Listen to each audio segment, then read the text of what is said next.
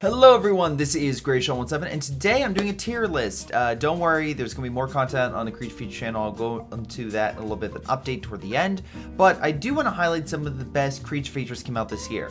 There is a double repeat at the bottom. There are movies I haven't seen, such as Slacks, and there's a Black Friday movie that got released that I missed. But overall, I think I got a good number of movies in. And again, if I missed something, let me know down below.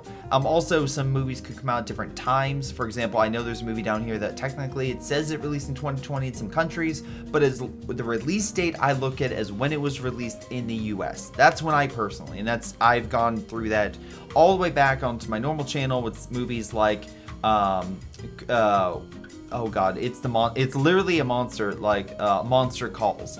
That movie technically got released in some places earlier, but to me in the US, it got released in January, but it's still considered like a movie from the previous year. So take that for what you will. Anyway, so let's get into it. First off, Shadow in the Clouds. This one's a weird movie because I really like this movie. At least I like the idea, because to me, it felt like a combination of like Creepshow almost, with sort of like I want to say early 80s, but kind of like a Grindhouse sort of movie. There is, of course, a few caveats to that. While I do think that it tries to go for that, and in sequences toward the end, it nails that aspect of being over the top and crazy and just so much happening, as well as having a really great sense of tension and drama. Like, what is going on in this movie is something I'm like, I could not gather or could not figure out what was happening, because you're just given more and more information and you're just like, how does any of this add up? And that gets to some of the bad news, and I will be going to some spoilers with some of these movies. Shadow in the Clouds is a movie in which, unfortunately, even though there is a monster and that is being a gremlin, you have no idea why it's there. Maybe it's dropped by Japanese aircraft, but then fighters come around and start fighting them, so go figure on that one. And I think the biggest sin of this movie is going to be the first, not the first 10 minutes, but probably after that up until I want to see the hour mark. It's literally one area. It's one room, I could say. And while the actress in this, Chloe Grace Moretz, which again, great her name's there, because I would have forgotten it. She does bring a sense of, again, horror, of tension, of drama. Like, she nails everything, and she's really good in the role. My problem is the fact that she just, it's only so much an actress can do, and I feel like that's gonna break people, because I saw the overall like score by users, and I saw this was lower, and I get it. It's one essential area for a good portion of this movie, and to where there's dialogue happening, but I wasn't even sure who was talking. Even though they did do some clever stuff, I feel like more clever sequences, kind of like Creepshow, where they have like vignettes or people pop in, or something like that, probably would have been a lot better. So that's my opinion. I think it's a good movie that has a lot of flaws, so I'm gonna leave it in mixed. I don't think it's a bad movie. I can see it being bad if you just aren't with it, but I think the drama and the tension it's building and just how it ends, I think does a really good job. And also, it's not like other World War II movies where it's like, that wouldn't make sense. Every single person there, they fit it in, because in terms of historically, like, that person would be there and that person would work with that person, and they do mention that. And I do like the little anime cartoon in the beginning. So my problem is, again, I think it needs to double down on more of the Grindhouse feel. All right, so I'm gonna keep it a mix for right now. All right, now we're gonna go with Blood Red Sky. This is a movie that released on Netflix. This is a movie that literally, if I just say it involved a mother protecting her son from a group of terrorists that have taken over a plane, you might hear that premise and you're like, that doesn't sound like anything special. Here's the thing.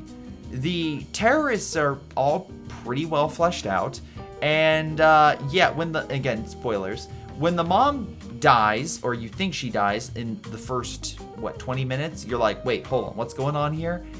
And because there's already some hints of like, yeah, something's up, and there are flashbacks in this, and it's slowly revealed that she was infected. Her husband died, or boyfriend, husband I assume, died, And unfortunately, she has now become a vampire, slowly turning into a vampire.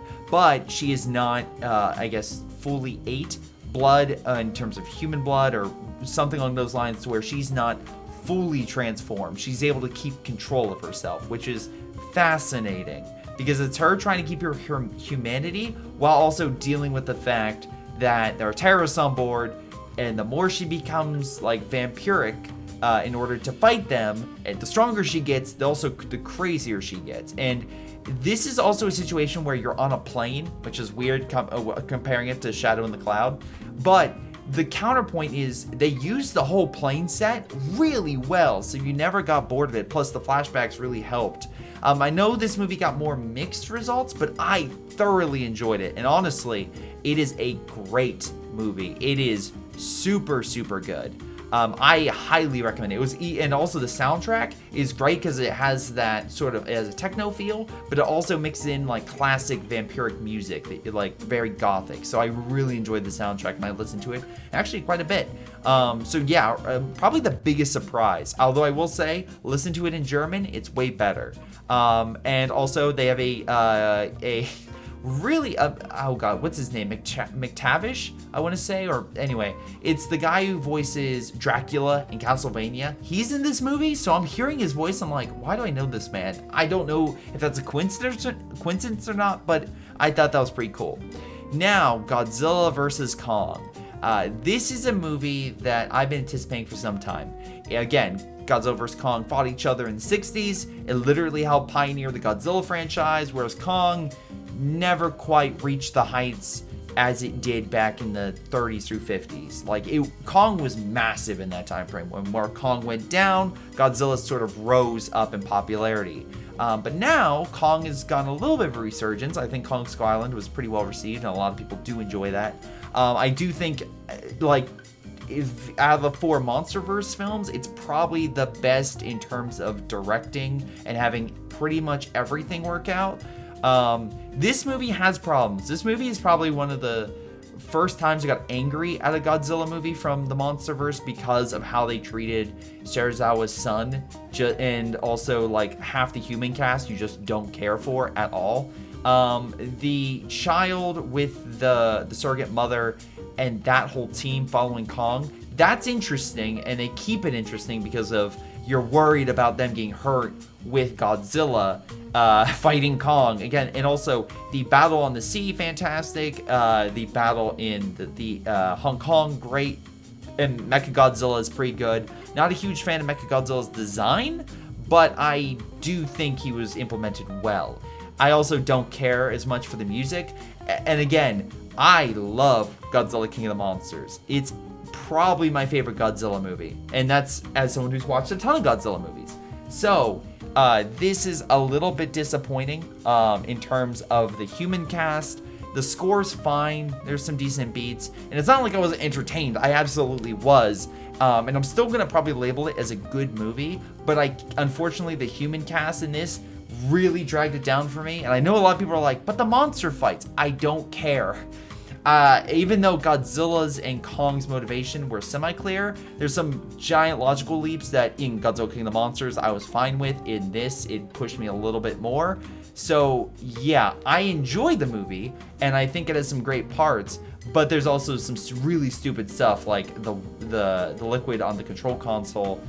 That's dumb. But Kong killing Mechagodzilla and how they structured the battles, all fantastic. They nailed everything. They just needed better human cast and drama, and also sort of like, I don't know, grand scope. Because I know King Kong versus Godzilla, to a American perspective, it's like there's not much there, but it's actually a parody of monster movies, so there was some, there was something there. In this, there's nothing. In Godzilla King of the Monsters, at least there's some, there's some theme stuff you can grasp onto, and there's some human characters that go through arcs and such, and here, not really. The monsters really take center stage, which is good, but it still had some issues.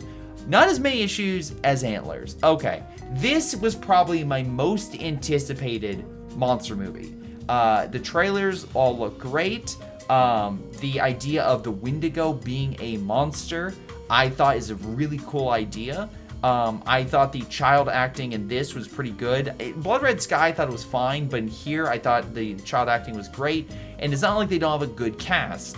The problem is you have a Wendigo, which is a Native American origin, and the Native American only character that I believe in the entire movie like barely has any lines, and except to exposit what a Wendigo is, and that sucks.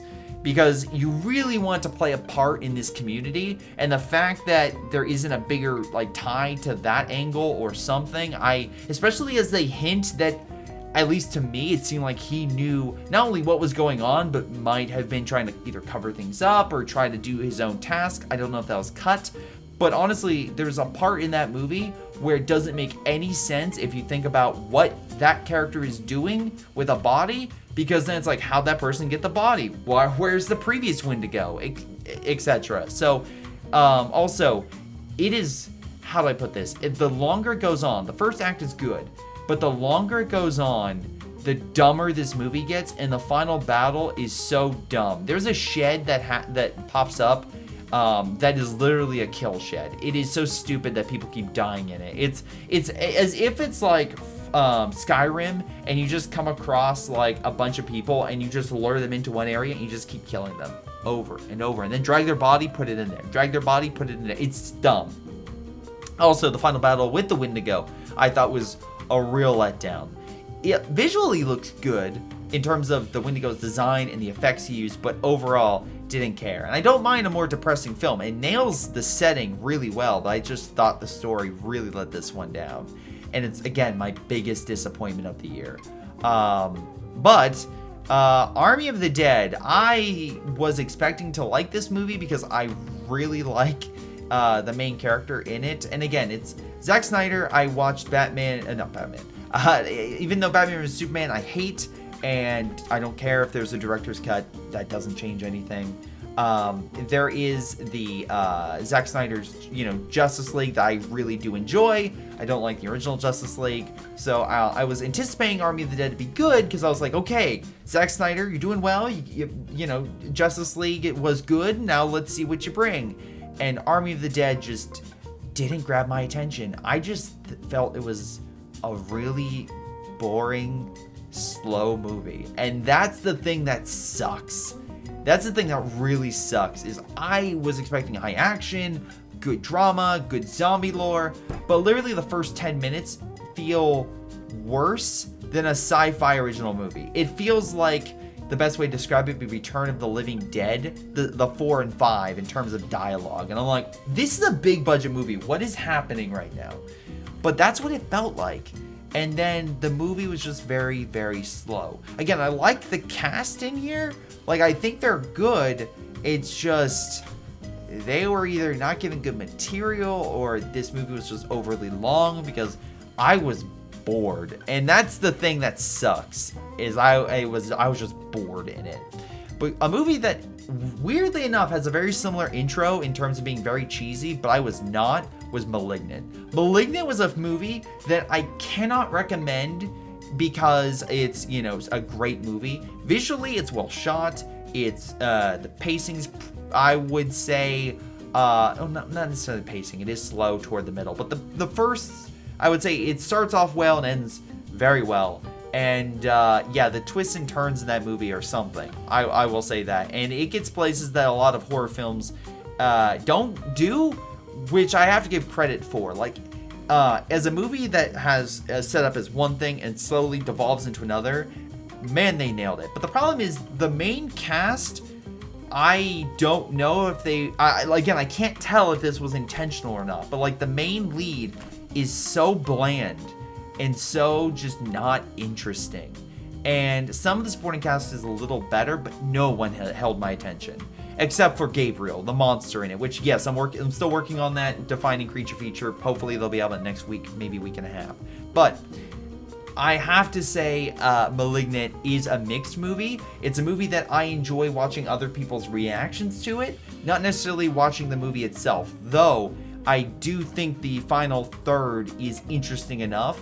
But again, I think it's interesting enough when you grab drinks and enjoy it with people who have no idea what the fuck is happening. That's how I think it should go. So it's probably like the worst movie that I'm putting as high up on this list, but it's so entertainingly dumb that I have to. It's a dumb movie, but unlike Antlers, which was trying to be a smart movie that ended up being dumb, Malignant was a movie that slowly, as you figure it out it was dumb, was enjoyably dumb, and you could laugh at it and enjoy it. So that's where I would put Malignant. Werewolves Within, I would say, is a good movie. And that's also a movie that has plenty of laughs. It's funny because the main character in this is a side character in a different movie, which is on this list. But I think pretty much this core cast of characters trying to figure out who's the werewolf. There's enough twists and turns to where you're probably like, okay, could be this, could be that. And while yes, in the very beginning, I'm like, I think this person's the werewolf, they do enough where they put enough doubt in with all these other characters to where it's like, wait, is this person the werewolf or is it this other person? And I'm just being, fooled into it. So again, I think there's enough good laughs. I think there's enough good tension. I do think maybe a bigger budget would have helped the movie out a bit. But overall, I did enjoy this and I thought it was a good time. It's probably the weakest good, but I still think I had a good time. And also, I think the movie is competent enough. It's also a video game movie. So, if Arcane and Castlevania is like the pinnacle of, the best sort of video game adaptations in terms of, shows, then I have to say Werewolves Within is got to be one of the best, probably top 3 best video game adaptations from a game. So I have to give credit there. They nailed that. Now, a movie that did not nail itself at all was Double Below. This movie, the box art is a complete fabrication. That monster does not look like some goblin creature or whatever. It's a worm head on top of a body with like a pincer. And this movie is so stupid because essentially it's the idea of the PA fire. For those who don't know, there's a town in Pennsylvania that happened from a coal mine that's been burning ever since, and people had been evacuated. Well, take that, put it in Kentucky and say, oh, there's something underneath that killed miners, and now the remaining townsfolk have isolated themselves from the rest of the world, trying to hold off this unstoppable force.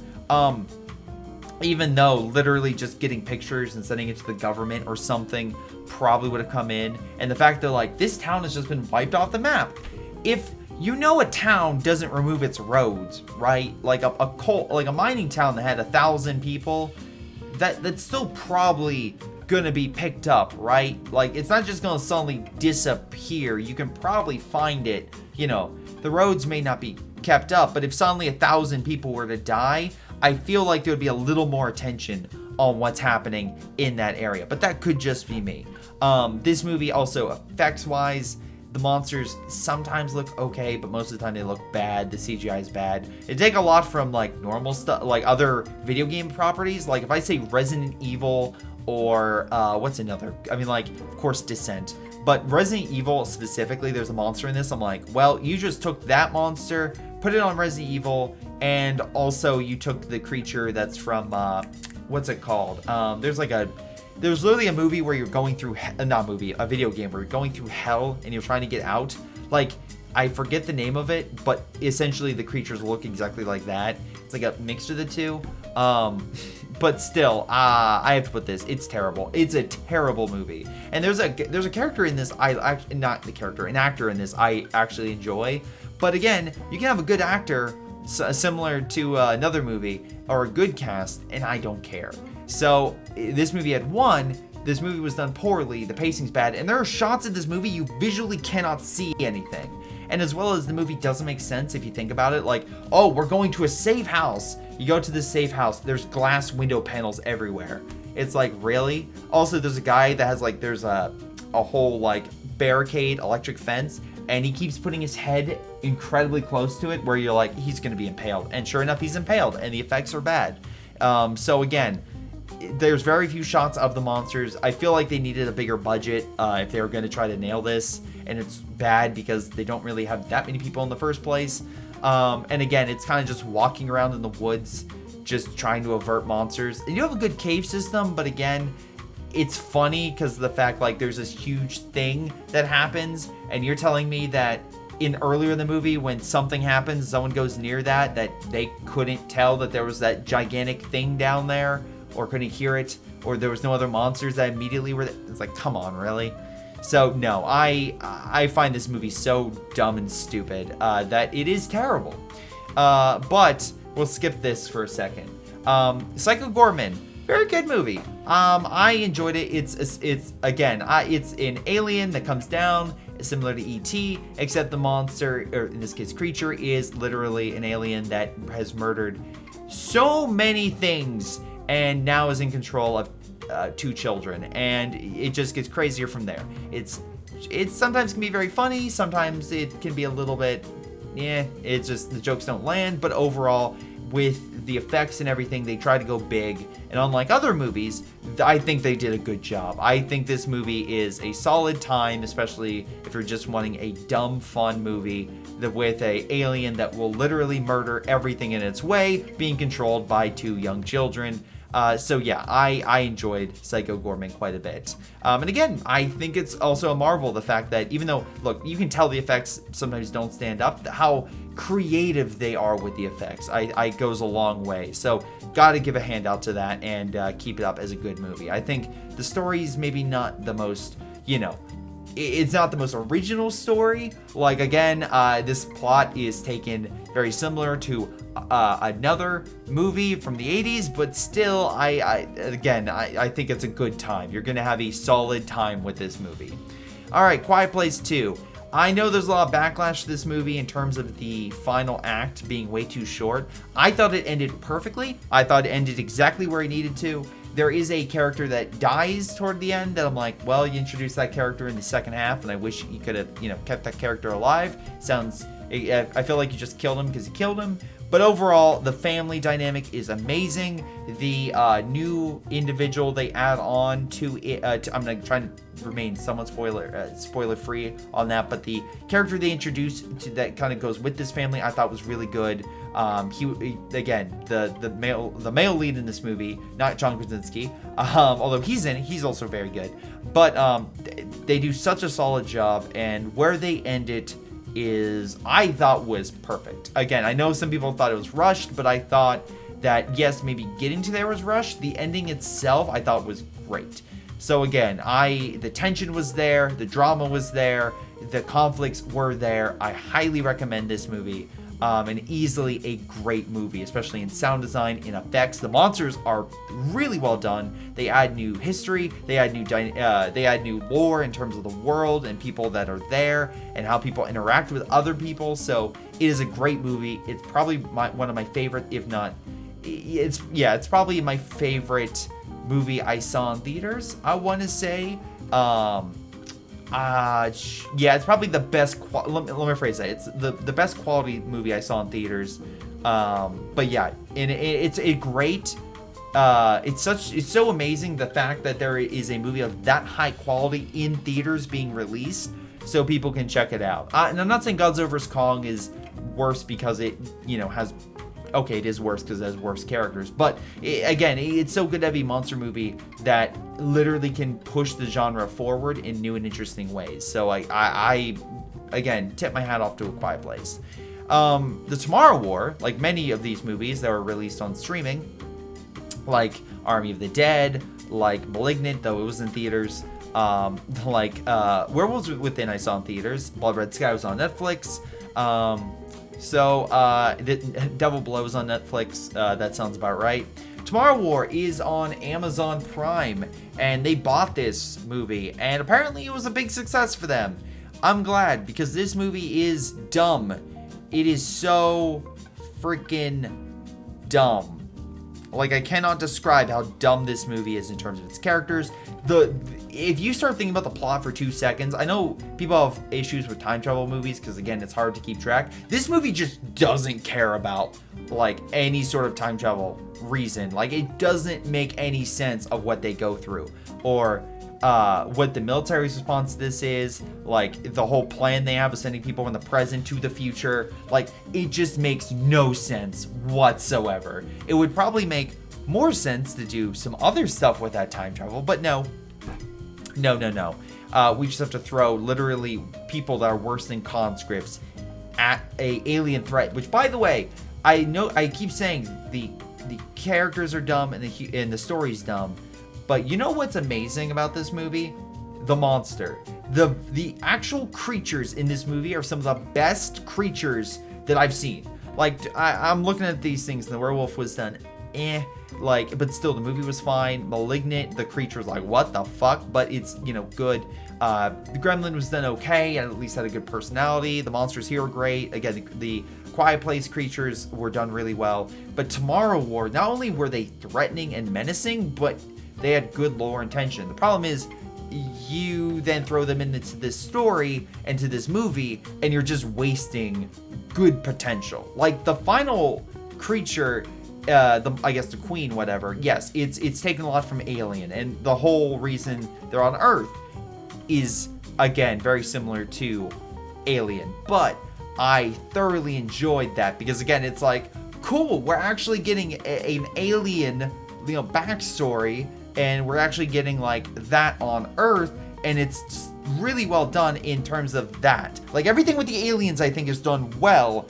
It's just the humans and the story and the whole jumping across space-time is so freaking stupid.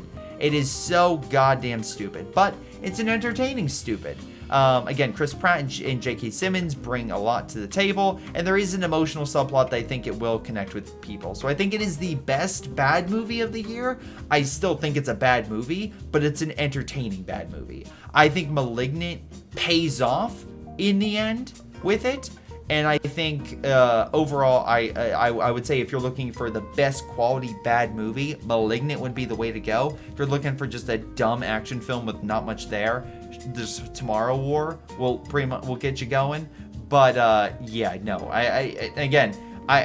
had more entertainment value with Malignant. Though the final fight in Tomorrow War, even though stupid, the snowman, I mean, just putting that out there, or punching the alien in the face, whatever, it's still fun. That's the thing. It's the most fun bad movie I had in this category. Let's see, where would I move everything? So Devil Below, yeah, that seems good. Yeah, everything seems there. It's pretty good. Shot in the Cloud, yeah, I would keep it right there. Psycho Goreman, I think, is better made than Werewolves Within, especially for the budget. But I will say, Werewolves still a good movie. Godzilla vs. Kong's good. Quiet Place 2 is better, in my opinion, than Blood Red Sky. Blood Red Sky, some of the effects maybe don't hold up quite as well. Some of the child acting in that is a little okay. Like, it's fine. But I think the mom carries this. But then again, the mom carries this in A Quiet Place 2, along with the whole cast. So I have to give credit there. But my favorite thing this year, if I have to pick anything, Midnight Mass. And I know people are going to say it's a TV show. Yeah, I understand that. I know. But it felt like a movie to me. And the director of it is a director that has done Dr. Sleep, that has done, was it Oculus? Like Gerald's Game. He's, again, and then he switches back and he does The Haunting of Bly Manor or Hill House. So this is a series that I thoroughly enjoyed. It's probably my favorite series of the year. And that's going against like Arcane and Invincible and Squid Game and everything else. I hope to God this show doesn't get buried at like and gets nominated for something, because it is so goddamn good. The writing, the characters, the monster, how it affects the townspeople, disinformation, and how the sense of belief in different ideas, from religious belief to personal belief of oneself, and all these different things, just oh my god. And if you want bloodiness, oh my god, it gets so goddamn bloody and apocalyptic in scenes, but it's so good. It is so many amazing characters in this show. It has so many good arcs for so many different characters. And yeah, in the end, it gets like again, it covers addiction really well. It covers just believing without question really well, in terms of how badly that can go. It's such a good time. Easily a classic. Easily one of the best things I've ever seen in terms of, and especially because it all centers around just twisting a couple things, and it just works. It works so well. I highly recommend Midnight Mass. But that is it. That is all the monster movies and I guess miniseries, whatever you want to call it. I'm adding that on just because of the fact that it's easily the best thing I saw this year in terms of a creature feature. But in a very long creature feature. But hell, if I can literally plan to review The Beast, and that's like a 4-hour movie, then why not do something that's close to the 6.5? So anyway, no, because again, quality-wise and visual-wise, it's really good. There's a couple shots maybe that don't with the actual creature, in this case the vampire, but overall, by God, they do such a good job with the sense of scale and the picture, not the pictures, the cinematography and everything like that. It's so good. But let me know what you guys think. Again, I'll leave the link down below of my overall tier list so that way you can check it out. But this has been greyshot17. Hopefully seeing you soon for my defining a creature feature video. And then I was going to do Tremors, but I realized that, who was it? Dead Meat is going to be doing that. So I don't want to replicate Dead Meat. Because again, that could go badly for a small channel doing a bigger channel. So what I'm going to do instead is I'm going to do another creature feature, and I feel like it's going to be one from a director that's very well liked. So it's either going to be Mimic, I think is the next one I'm going to do, and I'll hopefully have that at the end of the month, but we'll see, because I want to go with another 90s film, and then I'll probably go with the 2000s one shortly thereafter, but we shall see. But anyway, this has been greyshot17, and I'll see all you guys next time.